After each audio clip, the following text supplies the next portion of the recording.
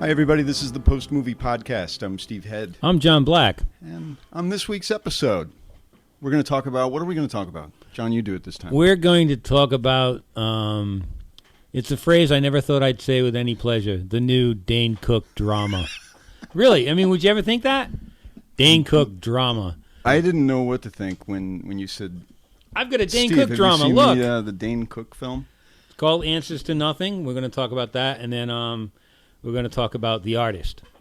Yes. And this could be... I want everyone to kind of save this episode. I think it's the first time we've talked about two movies in a positive way, back to back. We decided on Arthur Christmas, right? Oh, yeah, and I Arthur feel like Christmas. Yeah, let's talk about Arthur Christmas. I don't think we really covered that. No, I'd love to talk about it.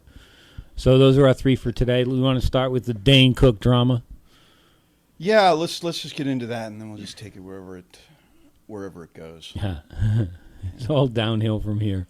Yeah, well, I was thinking because there's at the beginning of the show. Typically, I think it's if I can remember to do it, it's a good idea to say this is playing at this theater, this is playing at that theater, and the only thing I can think of is what. I think the fucking Katharine Hepburn thing is over. I was going to say that African Queen is playing over at Arts Emerson, and then the Coolidge has 12 Monkeys coming up. So check out Coolidge.org and fuck the what? Fuck the Brattle. Fuck the Brattle. If there was something good coming up to the Brattle, there is something good coming up to the Brattle. There's something good right there now. Fuck 'em. Coming up to the Brattle. I don't even think we've talked about it. What? Godard's Weekend. That's not great. That's Godard. Oh, John. Oh, The Brattle's got Weekend from the 9th to the 15th. Yep. Is it good Godard or bad Godard?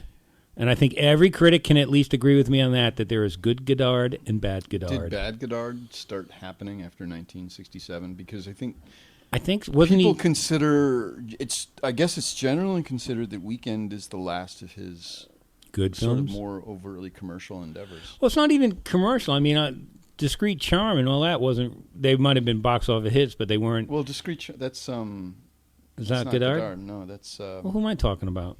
Here's my. You're talking about Buñuel. All right, then Godard did Pierre Le Fou. Yeah. See, now that's this is how my Godard confusion and introduction to Godard the man. Confusion. It sounds like a Doors song, huh? Anyway, I heard other critics talking about him, and I said, "Who is this guy?" And they were like, "Oh, you don't know who Godard is?" And I was like, "Not really." So I went to the DVD. This is back when you had DVD stores. You would go in. This is when you started getting into the French. Not even. It was just you made an effort. Yeah, I was making the effort. Was it that documentary you saw? The French New Wave? Yeah, but no, that was like later. But this was just they were talking about this guy like he's a genius. So I thought I'd go. This guy like he's a genius. I thought I'd go check him out, right? So I go to the DVD store, and I look for Godard, and I find a movie of his, King Lear. Yeah. And I'm like, okay, I know the story, so this would be a good introduction. The movie sucks. It even had Woody Allen in it. Woody Allen plays the fool in this movie, and it sucks. And so I went back to, I remember it was Dan Kimmel. But he's trying to make a statement beyond just the normal parameters of film. Maybe. With editing and with sound, and it doesn't necessarily have to be entertaining. Did you see this? Well, this is the thing. I went back to the critics next time I saw them. I go, you guys are full of shit. I got a Godard movie, and he sucks. Which one you get? King Lear. Oh, well, don't get King Lear. It's like, oh, okay. The guy maybe did, I don't know, let's say he did 25 films. I picked the stinky one. So you got... So then Ty was very cool. Ty wrote a list of movies for me to see. Yeah. And it was Breathless, Contempt, Pierre Le Fou, which I love. Yeah. And I have no idea what's going on in that movie. But it had Belmondo and that hot French chick. So I was happy with that one. And I liked Contempt, and I liked part of Breathless, but it gets way too talky. You like? When they start talking, is that central scene that takes place in the apartment? Yeah, that's the one that drives me up a wall. It goes on forever, and I've seen Godard movies that are just so out there and so anti-cinema. Have you seen Film Socialisme? His new one. Is that the one with Patti Smith? Yeah. No, that's the only reason I would go see it because Patti Smith. People found that hard to swallow. We talked about it. There was one I saw. with Jane Fonda. That was awful. But I'm like, okay, I understand the guy's trying different things and he's making a statement with everything he does, but so is Truffaut, and at least Truffaut's movies made sense. So Godar's Weekend is coming to the Brattle. And I'm there. Right? I'm there. I might go see it. What the heck? It can't be any worse than King Lear. Speaking of Woody Allen, did you see that thing on PBS? The no 4-hour documentary. I wanted to. It's so good. Really? Yeah. Huh. I mean, it's total. I heard mixed reviews about it. Well, from Sean. No. Sean was like, it reminded me it used to be funny. I was like, whatever. I just like the fact that it's total access. Woody is on camera telling his story. It's not one of these piecemeal things where someone puts together old interviews and has a spin on it from the beginning. There's a lot of interviews with Woody there. You have HBO? I thought you didn't have HBO. This was on PBS. I have HBO anyway, but this is on PBS. I'm thinking of the George Harrison documentary. Do you often confuse Woody Allen and George Harrison? Woody wasn't a Beatle. That's where we'll start. Outlets. I don't know. So anyway, it's really good. I've only seen the first part, but it was fascinating. It reminded me how much I like Woody Allen as a artist. Yeah, now I'm in this like regret mode. I want to see the film. Oh, is it just going to be me on the podcast as you curl up in the corner? yeah. You've irked me, and now I'm like from across the room. People don't think I touched him. I just irked him from across the room. And I'm like, damn it, man! I gotta watch that freaking movie. Or I forgot to make the point to. I forgot to make the effort. But it's only 4 hours out of your life. Yes, watching Boy Toy, but we'll get to that on a different episode. Yeah. So anyway, so there's this Godard thing. He's a filmmaker. He's still alive? December 9th is he still alive? You can't tell by his movies. Didn't I just say his latest film? Wow. Right, you didn't say last. You said latest. Man, let's get to answers to nothing, which could probably so far sounds like what we're doing. These are just answers to nothing. Okay, so you tell me that there's a new Dane Cook drama. Yes. And I'm like, okay, whatever. And I put it on, start watching it. I'm impressed by the quality of it. Right. But in the first couple of minutes, there's this savage sex scene. Well, and I'm like... It's emotionally brutal. Yeah. I mean, where it opens with Dane Cook getting a blowjob, which to me is one of the things I never wanted to see. But then he talks about it in his stand-up. About getting a blowjob. Well, no, I mean, I didn't need to see it. And then he makes the girl spit out his her rich reward into a cup. That's pretty disgusting. Yeah, but then we find out what the disgusting part is that he was bringing that to his wife, who's going through in vitro, and he needed a sample, so he has his mistress blow him and spit it in the cup, and then bring it to his wife to try to get her pregnant. That, in a nutshell, is pretty disgusting. So there's like, I guess 4 stories going on in this film, and the film kind of reminded me of Crash. Yeah, and a lot. These stories like intertwined. Which I guess the main thread story is about this child abduction. Right. That's kind of going on in the background of everything. Yeah, but that was one of my problems with the movie is that there are the thread holding together wasn't strong enough for me. It's there's a child missing, and they but it's always like on a TV in the background or on the radio, or one of the characters is the cop investigating it, and she keeps coming up with suspects and stuff, but I don't think it tied everything together. But by the end of the movie, I was fine that not everything tied together well. Yeah. I was just I thought the acting was good, the story was compelling, or the stories were compelling. I'm not sure I wanted to see any more of any one particular story. Who's the guy who played the suspect in the abduction case? He's like the guy from Ally McBeal. I don't know his name. That was an interesting storyline. Like that became riveting. I think what surprised me about the film is that as I started watching it, I really was thinking like, I'm going to watch this, so we'll have something to talk about. He's taking a bullet for you, people. And it just involved me. I was like, it caught me. It's actually a quality film. Mm-hmm. It's well made. And I'm saying that if you want to differentiate this from DIY crap, even though it's a low budget film, it's actually there's some real talent. Yeah, I don't think you never get the. I never get the sense filmmaker. it was filmed on a cell phone. What was the guy? What's the guy's name? Matthew Lutweiler. I think that's how you say it, Lutweiler. And I guess this is second film, but it's. He produced it too. What was his first one? Oh, Roadside Attractions is distributing this. Yeah, I just saw it too. It's something about fly fishing that was pretty bad. So we've got 4 stories in this film. There's Dane Cook and his wife, and she's like so intent on wanting to be pregnant that I think she kind of suspects that he's cheating on her. Well, she's also like But going she's out not, and buying baby clothes and hiding Yeah. them from him, and she's a little psycho too. They're all a bit psycho. There's weirdly some weird psycho stuff going on here, which is even stranger. That I think it's a little more disconcerting when you see that Dane Cook is a therapist, Yeah. and then consider what he's doing to his wife and how it undermines the advice he's giving to He's his a therapist. client. Yeah, and he's the therapist for some of the other characters. Yeah, And after you see him in therapy with the, black girl. well, no, after you see the other characters talking to Dane Cook and revealing their innermost secrets, and you know what a scumbag he is. Yeah, You know, yeah, it just adds its layers and layers and layers in this There's movie. nothing funny about Dane Cook in this movie. He really just kind of is a dick. yeah. But you know what? He plays it well. He does. He does. You know what's funny about Dane Cook is he sounds like he's from Canada, but Yeah. he's not. He's from Massachusetts.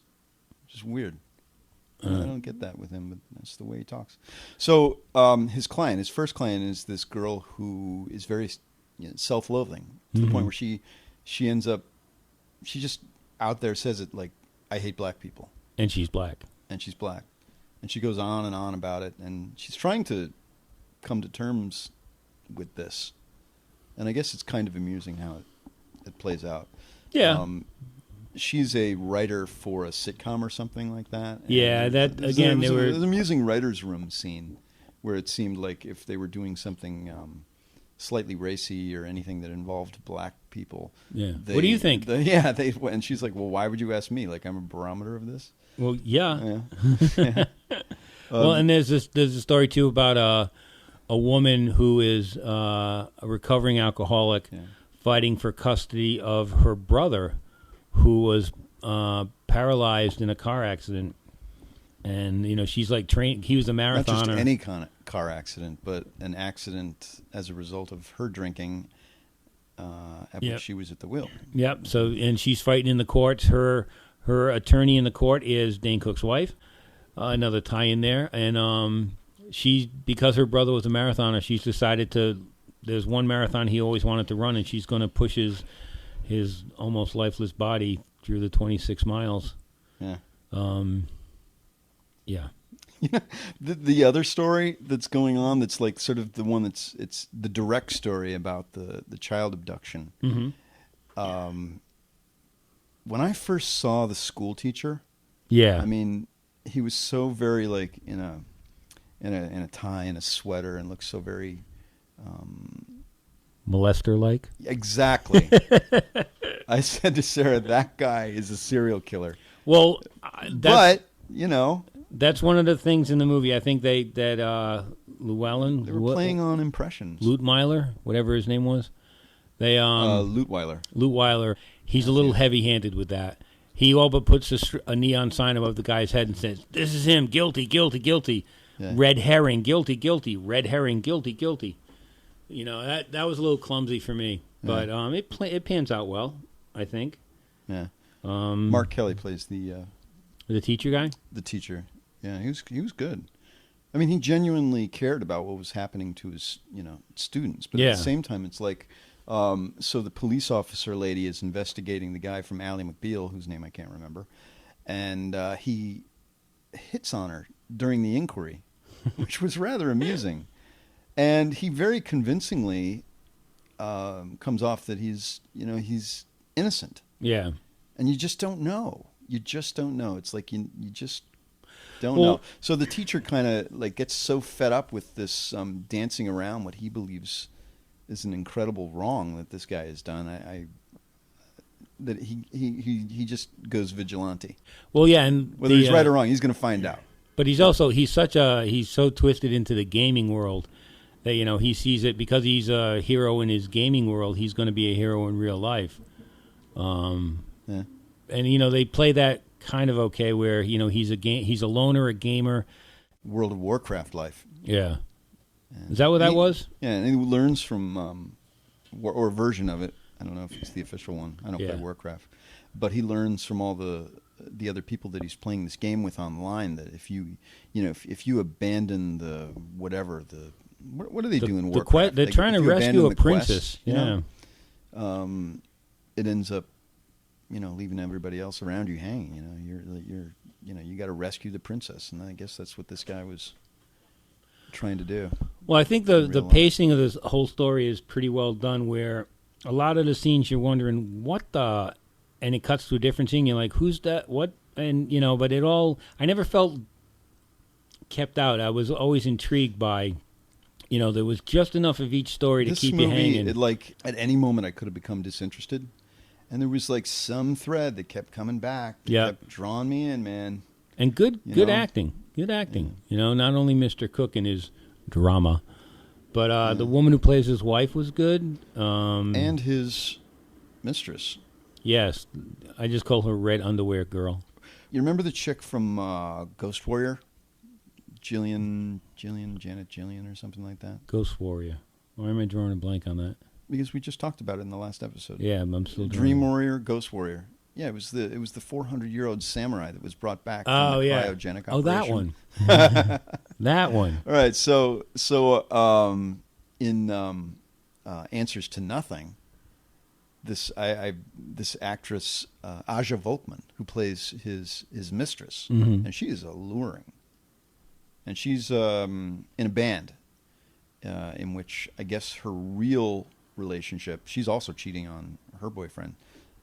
With the guy from Friday Night Lights. God, what's his name? Zach Guilford. He's like a sound engineer. But she's in the movie performing with her real band, Nico Vega. And they do a couple of songs in the film. Oh, my God. And I liked how, what? That's Nico Vega? It's a band, yeah. I've interviewed her twice. No, I have. For music. I've interviewed her twice when for their last two releases. I didn't make the connection at all. And you didn't notice that was the band? I never met her. I just talked to her. The band is juxtaposed with all of the action that's going down when they're trying to, get to the heart of this child abduction The thing. sparks just never connected in my brain. Huh. She's a great interview. She's a lot of fun. It's really well photographed. Yes. She's the Red Underwear Girl, huh? Huh. Wow. So this... Look at me. I've talked to her. Would you recommend it? Yes. Do you feel special? I liked it better than Crash. Because Crash was almost too top heavy with familiar faces that couldn't make the swing. And it worked better I think it was a little grittier than Crash, a little more realistic than Crash. You liked it better than Crash? I think so, yeah. I wasn't a big fan of Crash. Crash was a lot of slow motion intensity. Yeah. And Crash was filled with stars. Best picture. That was an off year. I guess we're recommending this movie, and it's not really playing everywhere, but it's out there. Yeah. Look for it.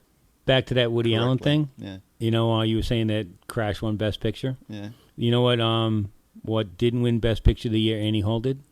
Star Wars. All right. How could I forget that? I know. I just wanted to get it. The other one that irks me is Shakespeare in Love winning Best Picture. As opposed to... Saving Private Ryan. Well, Annie Hall was better than Star Wars. Let's film this. Let's film this reaction, people. As I... All right. Crash, you're just trying to... I've already irked you. What's left? I'm going to hit the irk button again. All right, let's move on to... The Artist. The Artist. Been waiting to talk about this movie. Yeah. Does it feel wrong to just completely enjoy a film? Do you fucking feel like, oh God, how could I have been so entertained? What the hell's wrong with me? I don't think anyone feels that way but you, Steve. That made me feel good, damn it. They did a wonderful job. I hate them. Fun watching this. What the fuck's wrong with me? No, it's not what's wrong with you. It's everything's right with the movie. It's a delightful, delightful film. Yeah. You take it. You explain There are it. no bad guys in that movie? I mean, I suppose maybe John Goodman is the studio executive, the guy who has to finally he's fire. not really a bad guy. Yeah, there's really not anybody that is a bad guy. It's just it's people and life circumstance. And it's Hollywood, and Yeah. and did we mention it's black and white and silent?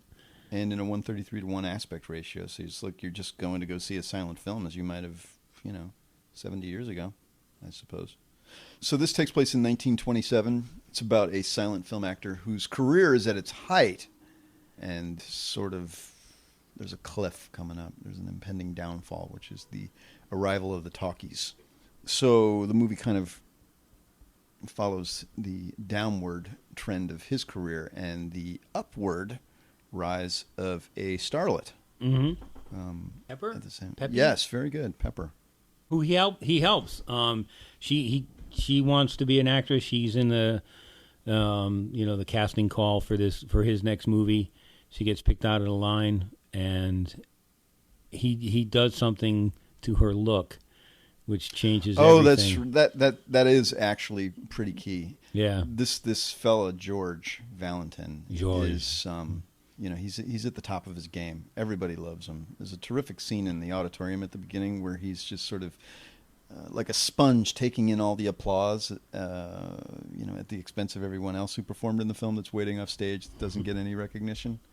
And when it comes time to give recognition to his co-star, who's he give it to? The dog. Uggy. A scene-stealing mutt, if ever there was one. But it works. Been a long time since something like that has been on screen. A dog that actually delivers a performance. Yeah, not since what, Benji? This is Benji quality. Yeah. It's very, everybody just kind of like, you feel like you're really in tune with this movie. I mean, there's no sound except the music, obviously. And the story is played out through just the gesticulations, the action of the actors. Mm-hmm. And their animatedness. I mean, I guess everything's maybe amplified. Like, a smile or a frown kind of means everything. Perhaps. But you also, I mean, there's the scene where it's a scene of them shooting a scene of their movie when George and Pepper are dancing, and it's they keep goofing up the takes. But through this series of goof-ups, you watch two people fall in love without ever a line of dialogue that says, oh, I'm in love with you now. I also think that as it goes on, we're charmed by the talents of these actors. Mm-hmm. Jean Desjardins and what's her name? Bernice Bejo? The director's wife. Oh, I didn't know that. Yeah. Boy, he's got a name. Yeah, well... Michel Hazanavicius? What? Did you interview him? Yes, but I said hello. I didn't say his name. But it is Hazanavicius. It's French. How did he pronounce the lead's name? Jean Desjardins? Jean Desjardins? He just kept saying Jean. Okay. He's actually they made those two OSS movies. Do you ever see those? I saw half of the second one. They made those together. They're kind of like French Austin Power movies. Yeah, to me, watching Jean on screen here was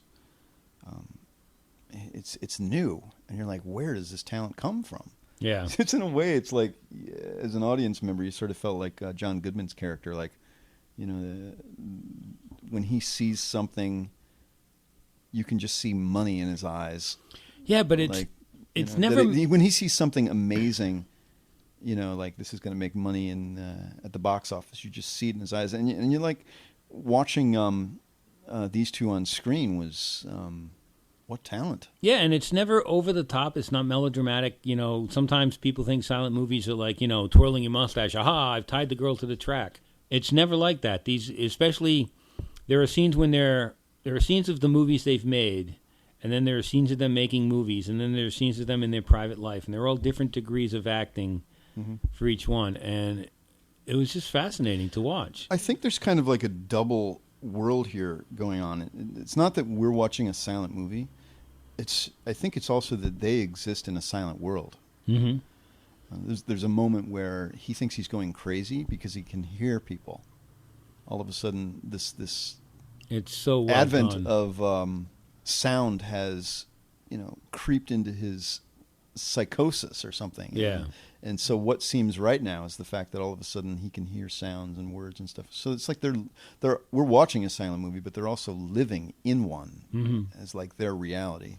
And it's funny when they when there is finally a sound that isn't the music, it's like a gunshot goes off in that movie. Yeah. You know, and it's just something happens and you're like, wow, sound. The whole movie kind of changes there. And it's, again, so well handled. And I love, love, love the end of this movie. There's a big dance number. The ease with which they perform this is just like, you know, it's like being enchanted by their talent. And this won't... Enchanted. I gotta find another word. Enchanted.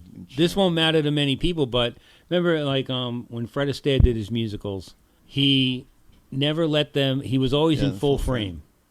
No cuts, no nothing. This dance number they do in this movie, they're both in full frame for the whole thing. They did that dance number. The production design is gorgeous. Fantastic. It's just fun. I mean, this is another homage to filmmaking, but in a very different way. Mm-hmm.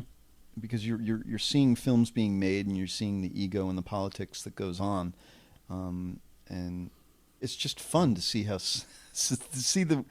them do this like an old studio. Yeah. You know, I mean, they filmed this on location in L.A., I guess, for a month, and it's like just the reality of like these locations and the backlots and the stages and the wardrobe, and you can tell that they had fun making this, you know. And you can also tell, you know, it's they worked so hard to make it look easy. There are so many, and that's what talent is, man. It's like it's not. You can tell that there's something really refined, but just wonderful about the little things they're doing. And I mean, I could go on and on about it, so it really doesn't. I would just tell people to go see it because, you know, the more, just don't let it bother you that it's black and white and silent. Yeah, it's part of the charm. It is. That's the word I'm going to use to replace the word endearing. Enchanted. Charmed. Yeah, yeah. I can't say enough good things about it.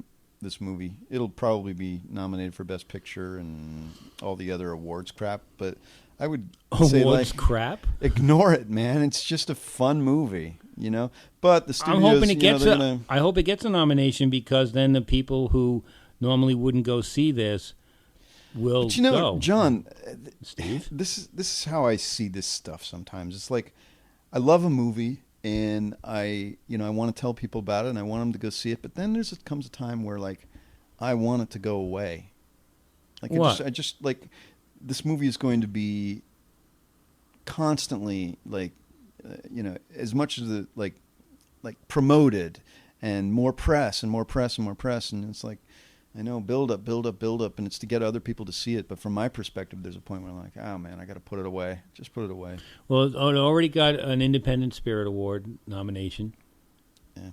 And it'll probably get, the Golden Globes are going to eat this up. Did it, New York, was it? I don't know if they've done their thing, the New York Film Critics or the... Jean Dergine won the Best Actor at Cannes a while back. It's probably got a list. Yeah. It's that good. So you're already turning I'd love to see him do more. Well, no, it's just like I'm going to, put it away and get on to something else. Okay, so should we? Because like if it's just in like my group of friends on Facebook, and we're friends with lots of journalists, and all the articles and stuff are going to be coming out on it, and it doesn't come out, I guess, for another week or so. But it's the snowballing publicity machine of it, and it's all good, right? It's all good, but then there's a part of me that's like, man, somebody who doesn't have the opportunity to see this movie is going to get all like revved up about it.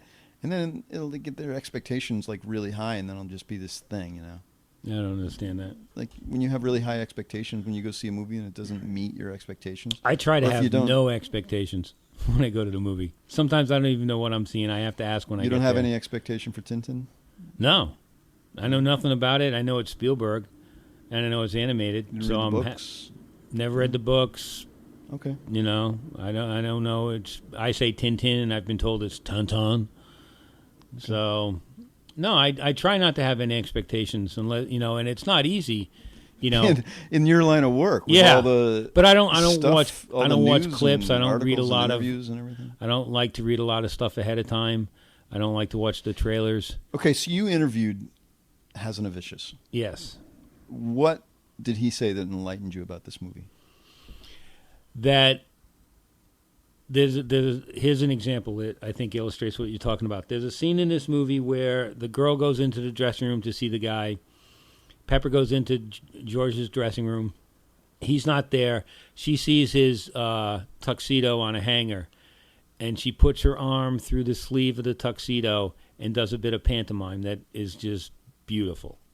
It's really romantic and funny. It's not just it's acting; it's performance. Right. I look at that and I think it's all her. You know, she was wonderful in that scene. Talking to the director, and you could tell he'd been bombarded with this question. No, he wrote that scene. He wrote that for her to do that. You know, he wrote all the gags, everything we see in that movie. He wrote it that way. It's like a sight gag in a way. Yeah. And yeah. But really it's beautifully done. And I think that's the thing that it's just like the actors. He worked really hard writing the script to make it look easy. And how about Uggie? Well, is he gonna get an award for this? No, the director didn't seem that impressed that the dog was getting. There were a lot of questions about the dog. You know, it's just a dog. Because whenever the dog comes on screen, he's an integral part of the action. Yeah, he's George's buddy. He's George's buddy. Yeah, you know, the guy who doesn't let him down. Well, the dog who doesn't let him down when he needs him most, because everybody else has just abandoned him. You know? And his loyal chauffeur, played by James Cromwell.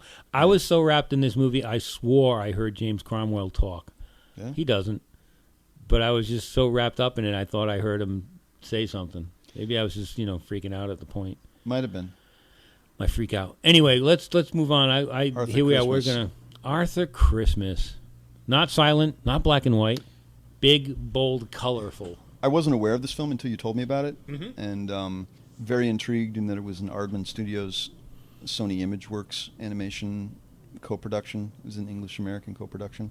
They did all the pre-production in England, and then I guess they put together most of the movie in L.A., but it's very British. Yes, it is. Look at that cast. Yeah. Cast of almost every well-known British actor you can think of. It's like a Harry Potter cast of animation. But James McAvoy, Hugh Laurie, Bill Nye, Jim Broadbent, Melda Staunton. Joan Cusack's in it. And Will Sasso. Who's Will Sasso? He was on Comedian, Mad TV. He plays American Elf. Okay. Like a minor part, I guess. But, God, who's also in it? Andy Serkis. Okay. From King Kong. Lord of the Rings fame. Why would you say that? Because I like King Kong. Why would you not say Gollum? Because he was King Kong. Yeah, well, he was. He was also, do you remember a band called Ian Drury and the Blockheads? Sex and Drugs and Rock and Roll? Yeah. He did a biopic of him that's pretty brutally awful. Oh, and he was also in Rise of the Planet of the Apes. Yeah. He's the main ape. I guess I've got a theme here. Yeah. And Michael Palin and Dominic West are also in this. Yeah. I guess they're playing like the military elves. This is like military Santa Claus. Well, the whole story is that, this is Santa's last hurrah, because I guess Santas can only do it so long, then they pass it on to their son. This is a Santa that has an age limit, although I think he lives a little longer than normal. Well, and then he's got two sons. One is Steve, semi-military military guy. Yeah, semi-military, got everything down, precision, high tech. Hugh Laurie voiced. And then he's got another son named Arthur who just loves Christmas, just loves it. James McAvoy, but he's a clumsy. What is it about? He's like the Christmas nerd. Yeah, he is. So yeah. he's so uncoordinated and so not high tech and organized that they just put him in charge of letters, and he writes to every kid. This is another situation where there's there's no bad guys. Everybody's all about loving Christmas. It's just the way they do it. Like Steve's all about military and precision, and he's He has designed like the ultimate Christmas spaceship sleigh. I mean, like it's not just Santa's sleigh, which is like the classic Christmas thing. What Steve has done is he's constructed the Starship Enterprise of sleighs. Yeah. It's like a giant starship. If you look at the Starship Enterprise, I guess maybe it looks like a sleigh too. But this is it's like this giant spaceship that goes all around the world. Which has a cloaking device, so you can't see it. And then they hover above the city, and then at a certain time, all the fucking elves rappel from the thing. Like thousands of elves come down and rappel into the city and then deliver all the they set the stage for Santa. Yeah, they prep. And so they do they prep and landing it. They deliver everything on Christmas Eve. With the Disney flick. They're celebrating, and then they realize that one gift has been left behind. Right, and they tally their. It's like eBay. Their performance is tallied. Right, and the computer runs the numbers. And it's so on Christmas Day. Infinitesimal. I think small. they've finished their mission, and I guess there's maybe 7 or 8 hours left, and they run the numbers. And it's like 99.9999999. It didn't come out as 100% complete because something happened. Some minor cog in the works prevented one of these gifts, a bicycle, from getting where it had to be. But Arthur promised that girl when he wrote back to her that she would get her the present she wanted. Yeah. And Santa. Steve, well, therein lies the difference because Steve is like most people would accept that. Right. Super high percentage, but Arthur is not going to go for anything less than perfect, and he figures he's got 7 or so hours to get this gift to the girl before sunup and Christmas morning. And he goes about it old school. He hooks up with Santa, his grandpa, Santa Grandpa, whatever the guy's name is. Was that Robbie Coltrane? I don't think so. Old Santa? Santa Gramps or Santa? Well, Jim Broadbent is Santa. Right. Who's Bill Nighy? Yes. Right. That's Grand Santa. Grand Santa, that was it. So he hooks up with Grand Santa. They dust off the old sleigh that's been hidden away. They should have been chopped up for firewood. And the reindeer. And some magic powder to make the reindeer fly. Some reindeer that's like on its last legs. And then some ninja with an itching cone around its head. And then some ninja gift wrapping elf, and they go well, off. This was the elf I think that discovered Mistake. The error, right. The mistake. And she's just kind of obsessed about making sure that the gift is wrapped. She's like, and they head off into a series of misadventures to try to get that gift under the tree before Christmas morning. I think that the animation I was impressed. It wasn't it was in 3D when I saw it. Yeah. And more than throwing things out at you, I think the 3D really added depth. Like when they go into the mission control for Santa, the room just goes on for miles, and it's huge. And it was really cool. You know, I think I could have been annoyed by it, but it has a certain charm. Yeah, and it would look fine in 2D too, I'm the sure. The story worked. Yeah. And I think it's, I don't know, compared to what else is out there for Christmas, it's a pretty good offering. Yeah. Are there any other specifically Christmas movies? I don't want to count Jack and Jill. No. So I don't think there are any specific Christmas movies that fit the bill. It's good family fun. Yeah, and I like the Aardman style. Mm-hmm. Even though this is sort of, it's computer animated. It's computer animation of what is the, Aardman look, I guess, the Wallace and Gromit type of look. But it's fun. I think most of us walked out of it thinking, yeah, it's all right. It was worth it. And I don't think it's getting like this wide release, but... Did you believe more in Christmas when you walked out, Steve? This is another story about saving Christmas. It seems that Christmas things are all about like, it's not coming again, I'm going to save it, That was the one kind of, not complaint, but one thing that kind of bugged me is it's all about the commercials and she has to get a gift. They don't try to teach her a lesson about, that Christmas is in your heart and not in the stores. It's just about making sure that gift is there. And every child gets something. That's not true. One thing that got me with this is this: it's kind of a cold version of the fantasy of Christmas because it's so tech and computer oriented. This is like when I think of like a child's perception of Christmas and all the versions of that are out there, right?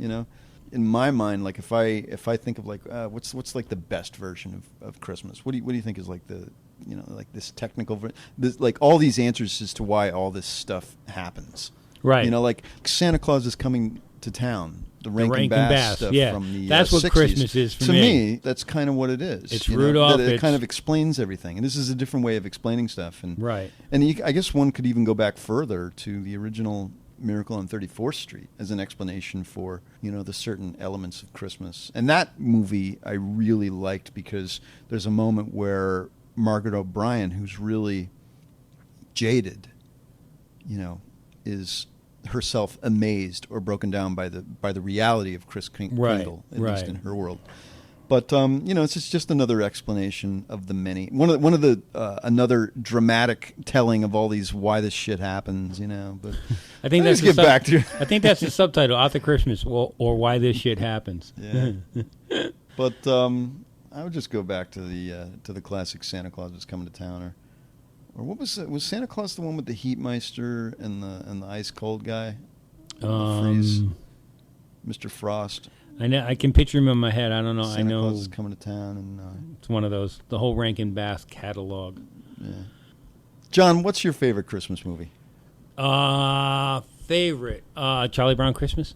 I always have to watch Charlie Brown Christmas, Rudolph, and then I'm flexible. Rudolph, man, that was a good one. I love the Christmas Carol, but so many different versions of it. I love the Muppet one. I enjoyed. Did we talk about the Jim Carrey one last year? I really liked that one. It's the I didn't. The Robert Zemeckis. Yeah, I don't like that style. Oh, the Uncanny Valley animation. The Dead Eye. Yeah. I digged it. I think we're good. Yes. You can listen to all of our episodes online. We're at post-movie.net. And we're also on Facebook, where stuff happens sometimes. Where John should happen more. We've talked about this. You've talked about it. Come on. I just ignore it. And we're also on iTunes. If you can subscribe on iTunes and leave a review, that would be terrific. John, you have iTunes, right? No. We got to get this. Isn't that Apple? John, we got to get you more technically. Yes, it is Apple. See? It's where a lot of people listen to this show. Good. You don't even know what iTunes is, right? Yes. John, put it on your computer. Why? So you can read the reviews when people leave it. You'll tell on the me. site, and don't I get notified? It's about being proactive with your audience. Proactive. I'm proactive with them. I show up. Here's a way of being proactive. Send us an email. Let us know what you think. I was going to say what you think we should be saying. I'm willing to say whatever they tell me. If the check clears. Let us know. Let's have a conversation about movies. Send us an email. We're at contact@post-movie.net. Until next time, I'm Steve Head. I'm John Black. So long, everybody. Did you ever change it to post-movie dot whatever? No, I haven't, because in the actual, when you write out the title, there's actually a hyphen. Okay. You know what I mean? It's post-movie. It's post-something, right? There's actually a hyphen there.